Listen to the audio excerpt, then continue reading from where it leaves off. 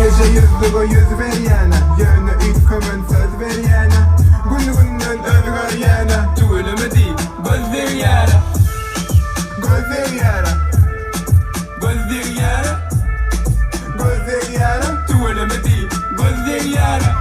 Dur malin, dur nuksuz şakalın gurnalin. Turbarin, keyfimiz kellede durnalin. Oynatsın milini, tükenekletsin men iğnemi. Olmazını sözünü aşıp duruşa gitsin entegim değerimi. Bulur eyyem taşıma üstü, beylekiler arman kabirini.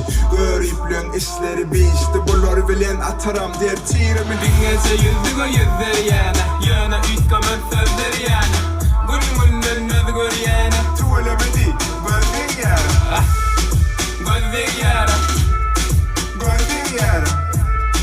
gözler yara. Tüvelemedi, gözler yara. Tüf tüflelin, görüp ismetini üflelin. Ondan ayda gözleri beydip bardan öfmelin. Yıllar ayın asılı, kuğuylar bayın asılı.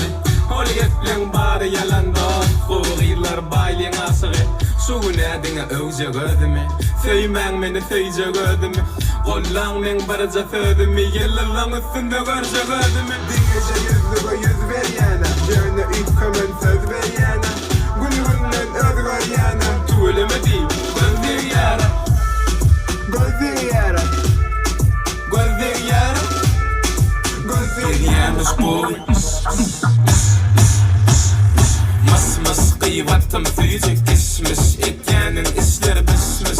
Baylım dillere düşmüş, bana değmen kus dünkü söygülüm geçmiş. Ol eyyamedin etmiş mifadı, ol bitmiş bar yok ol pisim pis.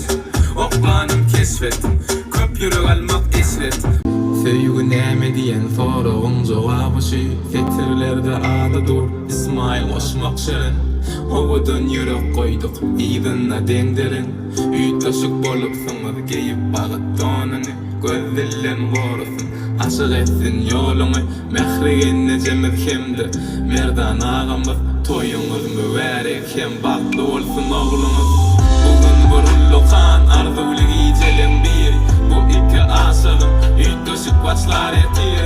Sizler beyik söygü, hemme söygülünün beyik. Son için baklı yaşam, hayranı koyup iyilik. Bugün gururlu kan, arzulik iyicelen bir. Bu iki aşığım, ütlaşık başlar etir.